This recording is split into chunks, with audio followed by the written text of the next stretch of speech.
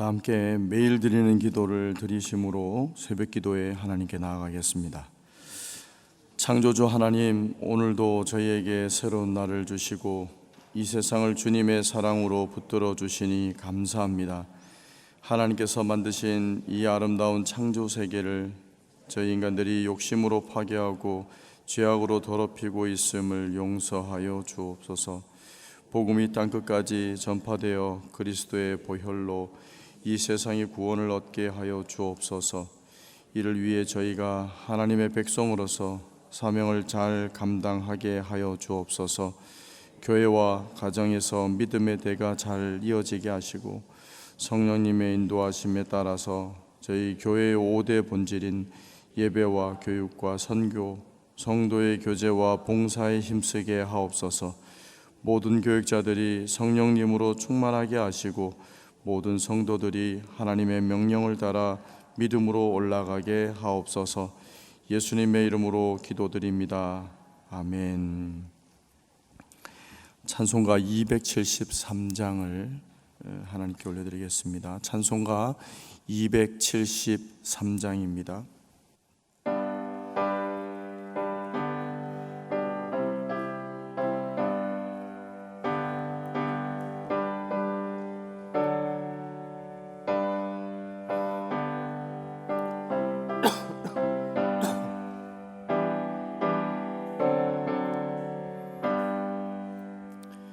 나 주를 멀리 떠났다 이제 옵니다. 나 죄의 길에 시달려 주여 옵니다. 나 이제 왔으니 내 집을 찾아 주여 나를 받으사 맞아 주소서. 나 위한 세월 보내고 이제 옵니다. 나 뉘우치는 눈물로 주여 옵니다. 나 이제 왔으니 내 집을 찾아 주여 나를 받으사 맞아 주소서. 나 죄에 매여 고달파 이제 옵니다. 주 크신 사랑 받고자 주여 옵니다. 나 이제 왔으니 내 집을 찾아 주여 나를 받으사 맞아 주소서. 이 병든 마음을 고치려 이제 옵니다. 큰 힘과 소망 바라고 주여 옵니다. 나 이제 왔으니 내 집을 찾아 주여 나를 받으사 맞아 주소서. 나 바랄 것이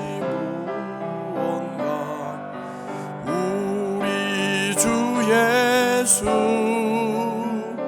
날 위해 죽임 당하심 믿고 옵니다. 나 이제 왔으니 내 집을 찾아 주여 나를 받으사 맞아 주소서. 아멘. 오늘 저에게 주시는 하나님 말씀은 에스겔서 16장 6절의 말씀입니다. 에스겔서 16장 6절의 한 절 말씀을 함께 합독하겠습니다. 에스겔서 16장 6절입니다. 내가 내 곁으로 지나갈 때에 내가 피투성이가 되어 발짓하는 것을 보고 내게 이르기를 너는 피투성이라도 살아있으라. 다시 이르기를 너는 피투성이라도 살아있으리라 하고. 아멘. 오늘 본문에 나타난 내용들은 태어난 후에 버려진 어린 아이가 성장해서 왕후가 된 이야기가 등장합니다. 이 특별한 이야기를 통해서 우리가 잊을 수 없는 하나님의 크신 은혜를 생각하시기를 바랍니다. 고대 근동에서는 아이를 낳은 후에 아이가 마음에 들지 않으면 버려지는 일들이 종종 있었다고 합니다. 특별히 여자아이일 경우에는 더 그랬다고 합니다. 출신 성분이 그러면 더더욱 버려지는 일이 종종 많이 있었다고 말씀을 하고 있습니다. 오늘 말씀에는 태어난 날에 신생아가 최소한의 돌봄도 받지 못한 채 이 여자 아기가 그냥 들에 버려졌다라는 거예요. 금방 낳은 아기라는 것을 우리가 어떻게 알 수 있냐면 4절에 보시면 제가 오늘 4절 말씀을 한번 읽어보겠습니다. 내가 난 것을 말하건대 내가 날 때에 내 배꼽줄을 자르지 아니하였고 너를 물로 씻어 정결하게 하지 아니하였고 내게 소금을 뿌리지 아니하였고 너를 강보로 싸지도 아니하였나니. 탯줄이 그냥 있는 상태로 물로 씻어주지도 않고 피투성이로 그냥 버려졌어요. 금방 버려진 것도 있겠지만 또 하나는 환영받지 못한 아이였다라는 거예요. 그래서 정말 부모가 있음에도 불구하고 고아처럼 그렇게 사지로 내몰려서 버려졌습니다. 요즘 아기들이 우리 자녀손들이나 이렇게 태어나면 애들이 얼마나 예쁜지 몰라요. 너무나 환영받죠. 그래서 요즘 저때 제가 아기 키울 때 하고는 또 다르게 여러 용품들이 잘 나와 있어요. 아기를 목욕시킬 때, 모유 수유할 때 얼마나 다양한 용품들이 놀랄 정도로 편리하게 많이 나와 있습니다. 산모를 위한 용품들도 굉장히 많고 아기를 위한 용품들도 굉장히 많이 있습니다. 왜 그럴까요? 이 아이가 소중해서 환영받아서 그래요. 너무 소중하기 때문에 그런 일들이 그런 잔치처럼 아이를 그렇게 키우고 있는 것을 볼 수 있습니다. 그런데 이 아기는 그냥 두면 이제 죽는 거예요. 죽을 수밖에 없는 거예요. 아기는 돌봄이 없으면 죽는 거죠. 철저히 수동적인 상태로 있는 것이 바로 이 아기라는 거예요. 3절 말씀을 보시면 하나님은 이 아기의 태어남, 버려진 아기의 태어남을 빗대어서 예루살렘이 그랬었다라는 거예요. 이스라엘 백성들이 그런 존재였다라는 거예요. 부모의 보호를 받지도 못하고 환영받지도 못하고 피투성이가 된 채 그냥 버려진 존재와 같았다라는 거예요. 근본을 설명합니다. 예루살렘이 어떤 근본이었느냐? 출신 성분도 변변치 못합니다. 이방 교도였다라는 거예요. 출신 자체도 볼품 없었기 때문에 버려졌다는 거죠. 3절을 제가 읽어드리겠습니다. 이르기를 주 여호와께서 예루살렘에 관하여 이같이 말씀하시되 내 근본과 난 땅은 가나안이요 내 아버지는 아모리 사람이요 내 어머니는 헷 사람이라. 이스라엘이 지금 교만해서 죄악 가운데 빠져 있는데 과거에 어떤 출신이었고 어떤 존재였고 어떤 위기가 있었는지 회상해 보라는 것을 하나님께서 오늘 말씀으로 강하게 요청하고 있는 것이죠. 존재 자체가 멸절 위기에 있었을 때 내가 너를 데려다가 씻기고 먹이고 그리고 훌륭한 모습으로 키워놓으니까 이제 버리고 떠나느냐, 그 은혜를 잊었느냐 한탄하시면서 설명하고 있는 것입니다. 이 말씀에 저와 여러분이 이 말씀을 곰곰이 생각하시면서 저희도 한번 돌아보시기 바랍니다. 우리가 누구였냐, 하나님 앞에 정말 사실은 내세울 것 없는 사람이었는데 정말 하나님 안에서 인생을 돌아보면 하나님 은혜가 아니고서는 여기까지 올 수 없었다는 것을 늘 기억하게 됩니다. 그래서 오늘 예루살렘에 관한 이 근본을 설명하면서 우리의 근본이 어디 있느냐는 거예요. 우리의 근본이 어디 있었고 지금도 그것을 한번 기억해 보는 것이 좋겠다라는 거죠. 로마서 3장 9절과 10절을 보시면 제가 읽어보겠습니다. 그러면 어떠하냐? 우리는 나으냐? 결코 아니라 유대인이나 헬라인이나 다 죄 아래에 있다고 우리가 이미 선언하였느니라. 기록된 바 의인은 없나니 하나도 없으며. 아멘. 우리가 죄인이었다는 거예요. 세상의 죄인이었다는 겁니다. 세상이었다는 거죠. 하나님 앞에 그리 내세울 것 있는 대단한 사람이 하나님 앞에서는 아무도 없다는 것을 다시 말씀하고 있는 것입니다. 나니까 이 정도나 되니까 내가 여기까지 살았지, 이렇게 근면하고 또 주위 사람들의 평판도 좋고 이러니까 내가 이렇게 지금까지 가정을 꾸리면서 살았지, 마음속에 혹시 조금이라도 이런 마음이 있다면 하나님의 은혜를, 과거에 우리에게 베풀어 주셨던 그 은혜를 잊어버린 것입니다. 역사상 그 가장 큰 재앙 중에 하나였던 이 일본에서 일어난 대지진 사건이 있었습니다. 1923년에 일본 대지진 사건으로 요코하마의 도시가 다 무너졌어요. 도쿄의 4분의 3의 이 건물들이 불이 타고 무너졌다는 거예요. 그래서 30만 명이, 그 당시 인구의 30만 명이 죽었고요. 그리고 250만 명의 이재민이 생겼습니다. 전 세계가 안타까워했습니다. 그 중에 미국이 이런 사실을 보고 식량이며 옷이며 의약품을 배로 선적해서 일본에 보냈어요. 구호 물품들을 잔뜩 실어다가 정말 질병으로 또 마음에 절망이 있는 이 일본을 위로하기 위해서 이렇게 보냈다는 거예요. 게다가 이 모금으로 그 당시 달러로 200만 달러를 모아서 보냈다는 거예요. 일본이 큰 위로를 받았어요. 그래서 자국민들이 스스로 이런 고백을 했대요. 미국인들에게 이 은혜는 결코 잊지 않겠다, 결코 있겠죠. 자발적으로 그렇게 막 얘기를 했답니다. 그런데 그것도 잠시예요. 1941년 12월 7일입니다. 어떤 사건이 있었습니까? 이 불과 20년도 되지 않은 사건 가운데, 이 기간 가운데 전쟁광들이, 지도자들이 이 은혜를 잊어버리고 1941년 12월 7일 진주만을 공습합니다. 수많은 미군들이 죽었어요. 누구에게요?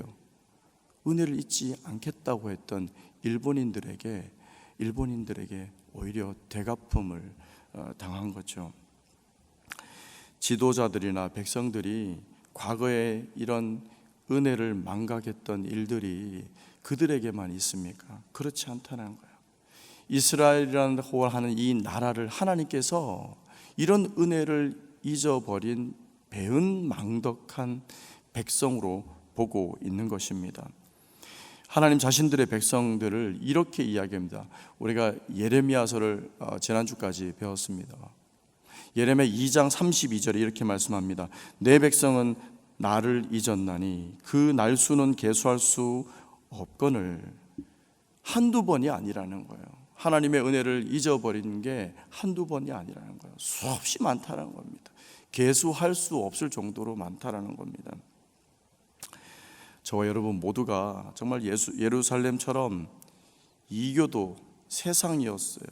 그래서 하나님의 은혜가 아니면 여기까지 있을 수 없었습니다.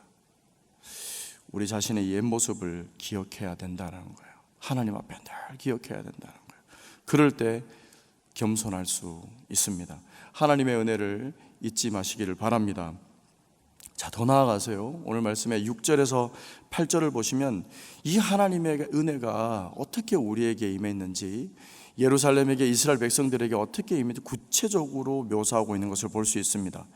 예전의 모습을 떠올리면서 기억하는 것에 머물면 안 되고, 이 어떤 은혜를 하나님께서 주셨는지 기억할 필요가 있다는 거예요. 어떻게 하나님께서 그 크신 손으로 구하시고 지키셨는지요.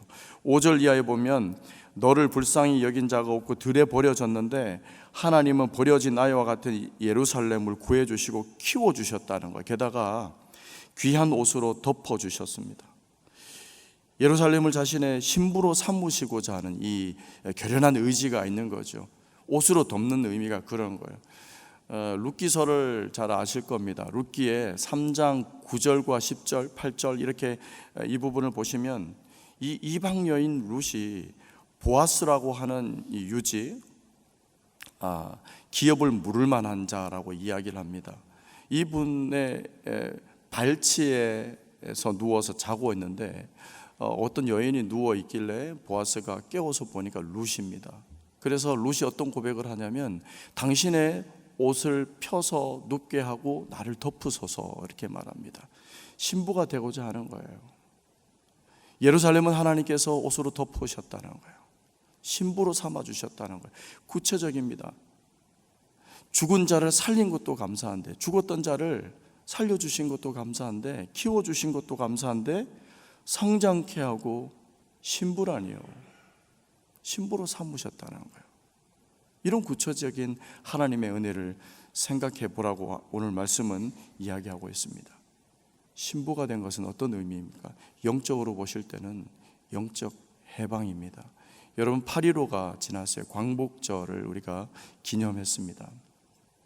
진정한 해방은 영적 해방 아니겠습니까? 영적 해방을 경험한 자들이에요. 그러면 이 땅 가운데 살아갈 때 무엇이 큰 문제가 되겠습니까? 영적 해방, 구원의 감격으로 살아가는 자들에게는 이제 그런 문제는 시시한 문제가 되는 거죠. 큰 문제가 해결되었다는 거예요. 영이 해방되는 기쁨, 그 기쁨을 기억해 보라고 예루살렘 이스라엘 백성들에게 하나님께서는 요청하고 있습니다. 자, 그래서 9절 이하에 더 나아가서 한번 보시면 그뿐이 아니라는 거예요. 하나님은 버려진 예루살렘을 구해주시고 키워주신 것만 해도 감사하고 신부로 삼아주실 뿐만 아니라 열방 중에 높이셨습니다. 열방 중에 높이셨어요. 정결하게 하시고 좋은 옷과 장식으로 꾸며주시고 특별히 화려한 왕관을 씌워주시고 왕후로 삼아주셨다는 거예요. 이 대목이 참 중요합니다. 신분을 바꿔주셨어요. 어떤 존재였습니까? 천민이었습니다. 생명이 위태한 천민이었습니다. 부모도 버린 존재였습니다. 그런데 왕으로 높여주셨어요. 신분의 변화를 주셨다는 거예요. 누가복음 15장에 유명한 예가 있죠. 둘째 아들 탕자가 돌아오는 내용들이에요. 자신의 것이라고 아버지의 유산을 뺐듯이 가져가서 다 탕진하고 거짓골로 해가지고 아버지 집에 가서 종살이나 해야 되겠다, 죽을 각오를 하고 돌아왔는데 이게 웬 은혜입니까? 옷을 갈아입히고 신발을 갈아 신기고, 신발이 없이 그냥 온 거죠. 신발을 신기고 가락지에 손에 다시 끼워 주셨어요. 아들의 신분으로 다시 복권해 주는 겁니다. 다시 아들이라고, 너는 언제나 아들이었다고 얘기하면서 아들로 다시 삼아주시는 거예요. 거지에서 종에서 죽은 자로서 있다가 아들로 다시 신분의 변화 아닙니까? 하나님께서 저와 여러분을, 죄 가운데 죽었던 저와 여러분을 살리시고 지금까지 크신 은혜로 여기까지 오게 하셨습니다. 그런데 왕으로 삼으시고 여기까지 오셨다는 거예요. 아들로 삼으시고 하나님 왕이신 그 아버지께서 우리를 왕자로, 공주로, 왕으로, 아들로 삼으시면서 신분의 변화로 왕족으로 바꾸셨다고요. 왕족으로. 이거면 되지 않겠습니까? 세상에서 감사하지 못할 일이 무엇이겠습니까? 여러분, 저는 아직 나이가 그렇게 많지 않아서 짧게 살아온 인생 가운데 돌아보면 신앙생활 잘하는 것이 뭘까 생각해 보면 감사만 잘해도 신앙생활 잘하는 거겠다 생각돼요. 하나님 주신, 베풀어 주신 이 감사만 잘 구분해 가지고 정말 감사만 하루에 몇 번이고 하나님 생각하면서 그것만 잘해도 하나님 앞에 칭찬 듣는 아들, 딸로 사는 것 아니겠습니까? 이 감사를 잊으니까 우리가 교만하게 되는 겁니다. 그래서 빌립보서의 말씀에는 범사에 감사하라 이렇게 말씀하는 것 아니겠어요? 오늘 하루 살아가실 때 여러분, 우리는 스스로 높임을 받을 수 있는 사람이 아닙니다. 스스로 높일 수 있는 자들이 아니에요. 과거 그런 존재였어요. 하나님께서 살려주시지 않으면 정말 철저히 수동적인 사람이에요. 돌봄이 없으면 살 수 없는 거죠. 다시 말씀드리면 하나님의 은혜가 아니면 살 수 없는 존재로 여기까지 왔습니다. 여러분, 삶 가운데 이 크신 은혜를 기억하실 뿐 아니라 늘 감사하시면서 살아가시길 바랍니다. 구원을 베풀어 주신 그 감사로, 그 은혜로 살아갈 때 하나님께서 기뻐하시는 저와 여러분들 될 줄 믿습니다. 기도하겠습니다. 하나님, 저희들 인생은 하나님의 은혜로 시작되었고 하나님의 은혜로 살아왔습니다. 또 그 은혜로 존귀해진 인생들입니다. 이 한 가지를 잊지 않고 살게 하여 주옵소서. 피투성이를 살려 성장케 하시고 신분을 바꾸어 주신 것처럼 이 복음의 빚진 자로 가정에서, 일터에서 하나님의 은혜를 전하는 자로 세워 주시옵소서. 동일한 은혜로 영락의 믿음의 자녀손들 지켜주셔서 오늘도 이런 은혜로 살아가게 하여 주시옵소서. 혹시 하나님을 떠난 가족이 있습니까? 오늘 말씀처럼 피투성이라도 살아있으라 하시는 주님의 음성을 듣게 하여 주시옵소서. 오늘 하루도 주님께 의탁하옵고 우리 주님 예수 그리스도 이름으로 기도하옵나이다. 아멘. 오늘 함께 기도할 것은 먼저 말씀을 생각하면서 기도하십시오. 죄 많은 우리를 살리시고 하나님의 자녀로 삼아주시니 감사합니다. 나를 사랑하시는 하나님 은혜의 빚진 자로 살게 하여 주시옵소서. 주간 기도 제목으로는요, 영락에 속한 교육기관들을 통해서 예수님의 가르침이 곳곳에 전해지도록 이렇게 기도해 주시고, 김정혁 선교사님 또 하영인 선교사님을 위해서 기도해 주십시오. 가정과 사역을 위해서 기도해 주실 때 뒷면을 참고해 주세요. 그래서 우리 선교사님들을 위해서 기도해 주시고, 특별히 이스라엘에 계시는 김정혁 선교사님 지금 전쟁 중에 있는데 가정이 보호받고 사역이 보호받을 수 있도록 그렇게 기도해 주시기 바랍니다. 함께 기도하고 그리고 자유롭게 기도하고 돌아가십시오. 함께 기도하겠습니다.